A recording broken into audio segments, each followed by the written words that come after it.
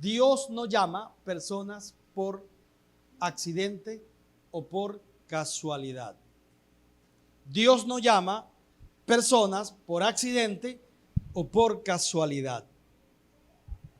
Y si Dios no llama a personas por accidente o por casualidad, entonces, ¿por qué los llama?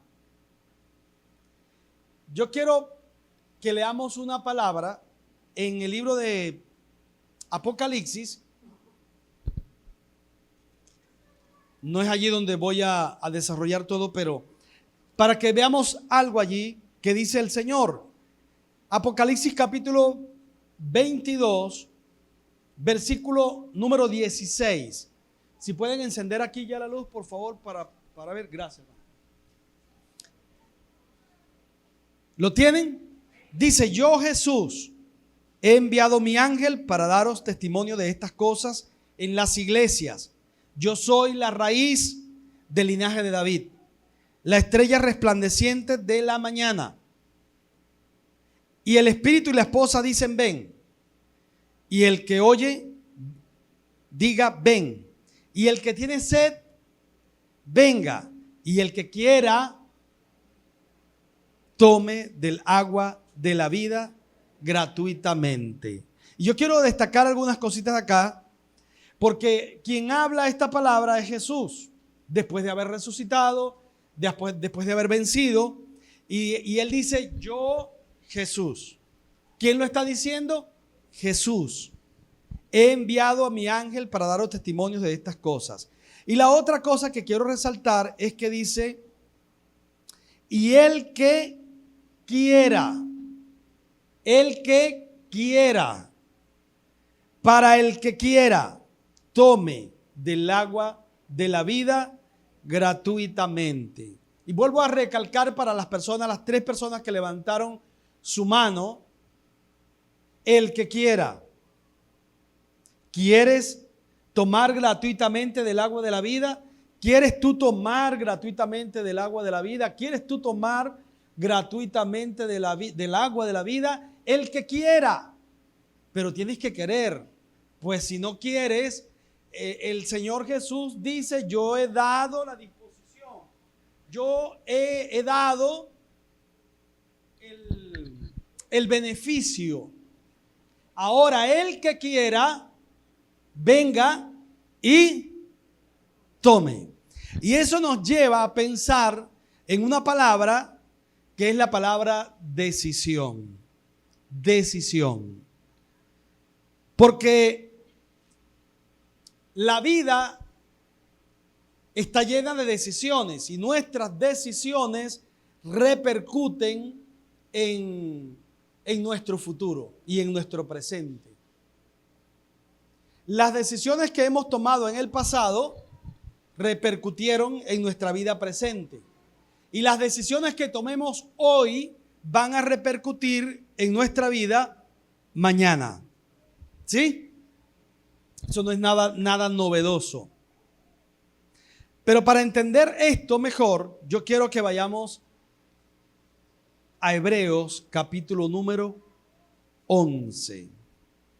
Y en el libro de Hebreos se nos habla allí lo que nosotros comúnmente conocemos como los héroes de la fe.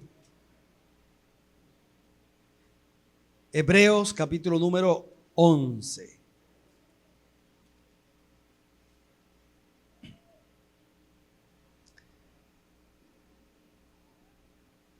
Y el escritor del libro de Hebreos está escribiendo acerca de todos estos héroes, pero a mí me llama la atención acá lo que habla acerca de Moisés. Y el versículo número 23 dice: por la fe, Moisés, cuando nació, fue escondido por sus padres por 3 meses. Y yo pregunto hoy, ¿la fe aquí era de quién? ¿O fue de quién? De sus padres. Ellos tomaron una determinación. ¿Cuál fue la determinación? Esconderlo. Y aparte de esconderlo, dice: porque no tuvieron temor no tuvieron temor, no temieron al mandato del faraón, al mandato del rey. Y que no temieron es que no les, vamos a usar otra expresión, no les importó. O sea, vieron con más valor la vida de Moisés que lo que pudiera hacerle el faraón, que las disposiciones gubernamentales que habían en relación a lo que se estaba sucediendo. Todo hijo varón debía ser eliminado. Pero ellos, viendo a Moisés, decidieron esconderlo por 3 meses. Así que aquí valoramos la fe de los padres, específicamente de Josafet, de Josabet o de Jocabet. Voy a seguir leyendo. Dice, porque lo vieron niño hermoso y no temieron el decreto del rey. La fe primera fue de sus padres.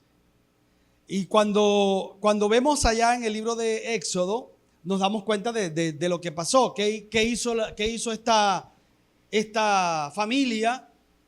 ¿Qué hicieron?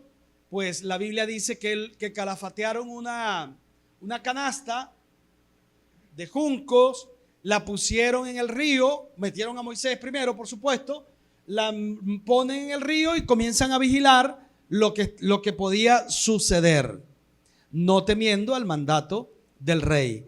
Algunos estudiosos dicen que esta canasta tenía una preparación especial y que la madera con la que fue hecha ahuyentaba a los cocodrilos. O sea que los padres de Moisés no lo enviaron para morir, al contrario, el decreto era un decreto de muerte, pero ellos lo enviaron para que fuera un príncipe, lo enviaron para que viviera, lo enviaron para que Moisés pudiera desarrollarse, porque lo vieron hermoso, porque era su hijo también. Y aquí podemos ver una enseñanza para nosotros los padres. Padres, no enviemos a nuestros hijos a la muerte, no enviemos a nuestros hijos a la condenación, no enviemos a nuestros hijos a fallar. Preparémoslos para que sean príncipes. Preparémoslos para que gobiernen, para que sean gente que puedan alinearse conforme a los propósitos de Dios. Moisés fue preparado. Moisés fue enviado, fue colocado en la canasta y María, su hermana, estaba pendiente a ver qué pasaba con Moisés y lo tomó la hija de Faraón y lo hizo su hijo, lo adoptó. Así que Moisés pasó ahora a vivir en el palacio. Sus padres lo enviaron a vivir en el palacio. Y como son las cosas de Dios, que quien lo cuidó durante un tiempo fue su misma madre. Ve cómo Dios prepara las cosas. Por la fe de ellos, Moisés fue salvado. Yo no sé cuántos hijos hay aquí que tienen a sus padres acá o que de alguna manera sus padres les enseñaron algo acerca de Dios. Sus padres les enseñaron, sus padres les ayudaron. Sin embargo, cada uno de nosotros debemos tomar determinaciones, debemos tomar decisiones.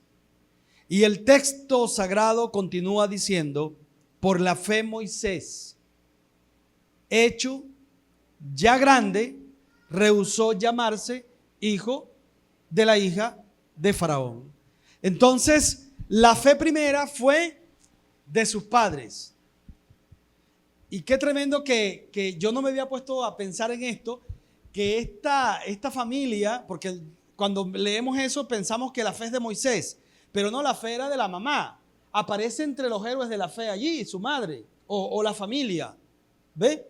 Pero por la fe Moisés, hecho ya grande, también tuvo que tomar sus decisiones.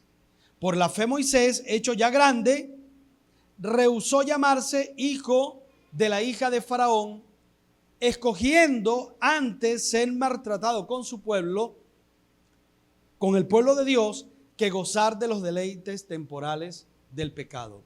Ahora, Moisés tuvo que tomar también él una determinación por la fe. Y esa fe lo lleva a renunciar a lo que por derecho le correspondía. Y la Biblia habla acá de los deleites del pecado. Lo llevó a renunciar de los deleites del pecado. Y pregunto yo, ¿será pecado estar en el palacio? ¿Qué dicen ustedes? ¿Sí o no? Pero la Biblia lo llama pecado. ¿Será pecado estar en el palacio del rey? No, ¿verdad? Definitivamente no. Estar en el palacio no es pecado. Estar en el confort no es pecado. Dios a veces nos da momentos de confort, momentos de abundancia. Es pecado cuando se le llega el tiempo al confort. Cuando se llega el tiempo del confort y yo decido permanecer en el confort, se convierte en pecado. ¿Habrá alguno aquí que está en el confort y que ya el tiempo del confort pasó? Entonces, según lo que dice, según la enseñanza que nos da la Escritura, esto se convierte en pecado. Porque Dios quiere que tú hagas algo y estás en el confort. Decides permanecer en el confort. Y sabes que eso es algo que es común. Porque Dios a cada uno de nosotros nos ha llamado con un llamado. Léase Efesios 2:10. Dice la Biblia allí que Dios preparó de antemano obras para que nosotros anduviésemos en ellas. Quiere decir que ya tenemos un propósito definido, ya tenemos algo que Dios nos ha entregado, que Él preparó de antemano. Pero a veces decidimos caminar en el confort. Decidimos caminar en nuestra propia mentalidad y no decidimos por el servicio al Señor. Y fíjate lo que decidió Moisés. Dice, teniendo por mayores riquezas el vituperio de Cristo. Él decide por el sacrificio que los tesoros de los egipcios, porque tenía puesta su mirada en el galardón. ¿Dónde está puesta nuestra mirada? ¿Está puesta en el galardón de Cristo o está puesta en las cosas terrenales? Así que quien decide poner su mirada y embelezarse con las cosas de este mundo está equivocado. Porque el mundo y sus deseos pasan, pero el que hace la voluntad del Señor permanece para siempre. Gloria al Señor. Y esto fue lo que hizo Moisés. Decidió poner su mirada en el galardón. Decidió poner su mirada en lo que no veía, porque la Biblia dice que Moisés se mantuvo viendo al que no veía, al invisible. Entonces decidió poner su mirada en lo que no veía, en lo que estaba a futuro, más allá de la silla de Faraón. Porque Moisés fue instruido en todo. Decidió por el sacrificio, decidió por Cristo. Por la fe, verso 27, dejó a Egipto, no temiendo la ira del rey, porque se sostuvo como viendo al invisible. Dejémoslo hasta allí en este pasaje, pero quiero ir a otro pasaje que revela también a Moisés, y es en el libro de los Hechos, en el capítulo número 7. Y acá hay algo que no lo dice nadie más, que en su momento lo voy a decir. Esteban estaba siendo apedreado. Esteban estaba allí y él dice: veo los cielos abiertos. Veo ángeles que suben y bajan. Veo al Hijo de Dios sentado a la diestra del Padre.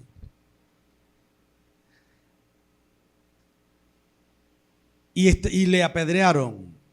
Pero antes de apedrearlo, él da una predicación. Comienza a hablarle a la gente acerca de Dios, acerca del Señor.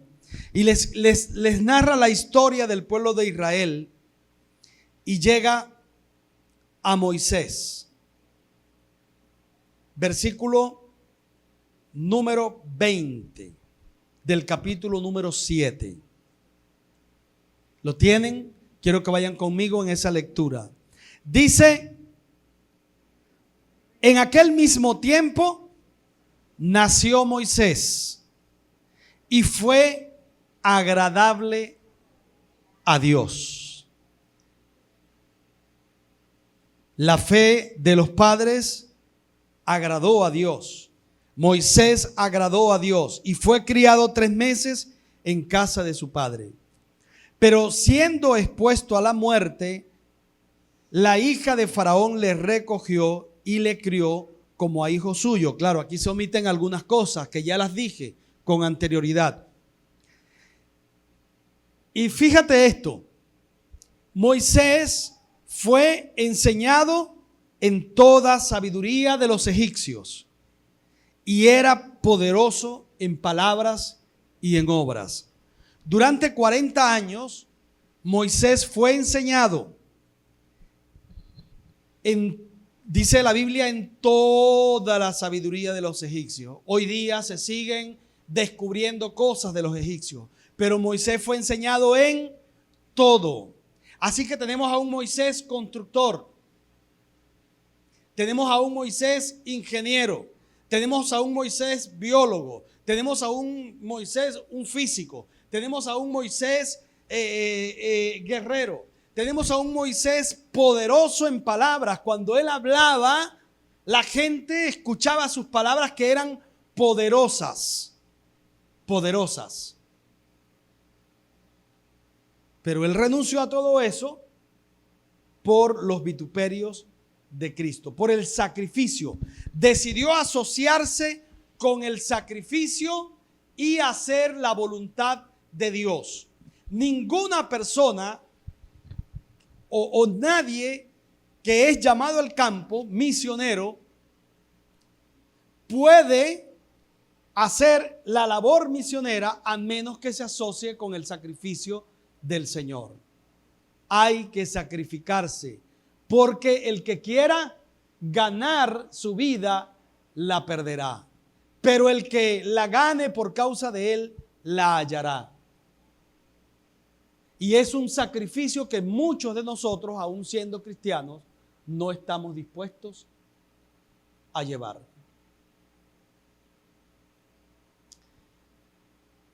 Digan, aunque sea yayay o algo por el estilo, pero digan algo. Ahora, ¿puedo preguntar algo? ¿Quién de ustedes o quién de vosotros, como dijeran los españoles, quién de ustedes decide por el sacrificio de Cristo? ¿Quién de ustedes decide, así como Moisés, sacrificarse para que Cristo reine, para que Cristo sea entronado en su vida y haga contigo lo que tú quieres que haga? Cuando a la edad de 25 años yo llegué a pastorear esta iglesia, era apenas, ¿tú tienes cuánto? 24, ponte de pie, pero yo me veía más joven que él. Un peladito, 25 años. Tenía apenas, siéntate, tenía apenas mi primer año de seminario bíblico y vine a pastorear esta iglesia. Y vine a pastorear porque me mandaron a pastorear. Pero antes, en el 2020, en el 94, fui al seminario bíblico. Y en ese mismo año, 94, antes de ir al seminario, me retiré de la milicia. Yo era militar activo. Mis compañeros salieron ahora hace poco, en el 2025 les toca retiro, con 33 años de servicio. Muchos son coroneles. Y yo me retiré de nuevecito, porque hubo un sentir en mi corazón de que Dios me estaba llamando. No vino un ángel revoloteando al cuarto y me dijo: Jairo, te estoy llamando al ministerio. No hubo nada de eso. No hubo tampoco una palabra profética de alguien. Simplemente un sentir que vino a mi corazón. Señor, yo quiero servirte. Y hablé con mi esposa y le dije: mi amor, yo quiero servir al Señor. Y como yo vivía en Caracas y ella vivía aquí y estábamos recién casados, ella me dijo: sí, vente, mi amor, y vendemos, aunque sea chicha, vendemos, pero vente. Así que me vine, me retiré, me vine, y ese mismo año comencé a estudiar en el Instituto Bíblico. Dejé. En el año 2009 estaba yo trabajando en PDVSA, me había graduado ya de ingeniero, estaba trabajando en PDVSA y me llaman de la Ejecutiva Nacional y me dicen: hermano Jairo, le hemos nombrado como director ejecutivo de la Dirección Nacional de Misiones. Queremos saber si usted acepta el cargo. Y yo, como ya Leonardo me había asomado algo, yo le dije: sí, hermano, yo acepto el cargo. Al día siguiente le dije a mi supervisor, le dije, era un diciembre, le dije: mira, voy a trabajar hasta el 31 de diciembre, porque tengo que hacer otras cosas que no me van a permitir trabajar. Así que dejé aquello por seguir los lineamientos del Señor. Y en el 2015 el Señor me habló de nuevo y yo le dije al Señor: Señor, ese día yo pasé adelante, ese jueves que yo les estoy comentando, que ya les había comentado, y yo pasé adelante con mis manos. Nadie, no fue, vuelvo a decir, no fue un ángel que me tocó y me dice: pasa adelante. No fue nada de eso, sino que yo sentí en mi corazón y pasé adelante con mis dos manos levantadas e hice una oración. Y le dije al Señor: Señor, yo te he entregado todo, pero hoy vuelvo a entregar todo. Y el Señor me parece que dijo: amén. Y por eso pues viajamos a España y estamos haciendo una labor misionera en España. Hay mucha necesidad en España. Hay mucha necesidad en Europa. Hay muchas necesidades en las naciones que requieren de una persona que decida decirle al Señor: Señor, aquí estoy. Haz conmigo como tú quieras. Moisés decidió por el sacrificio, se sacrificó, pero hizo las cosas como no debía hacerlas. La Biblia dice que, Esteban dice que él mató a un egipcio. Dios no lo mandó a matar a egipcio. Dios lo llamó. Mató al egipcio.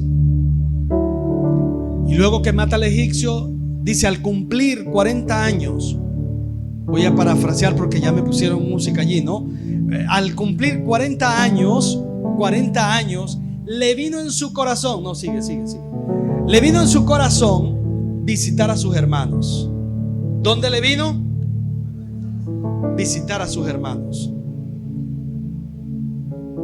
Y ese día había un egipcio maltratando a un israelita, y él se levantó contra él y lo mató. En otra traducción dice: lo hirió, en otro lado, pero lo mató. Al día siguiente volvió de nuevo y miró que dos hermanos estaban peleando, y quiso ser juez, quiso llevarlos a paz, y les dice: ¿por qué pelean si son hermanos?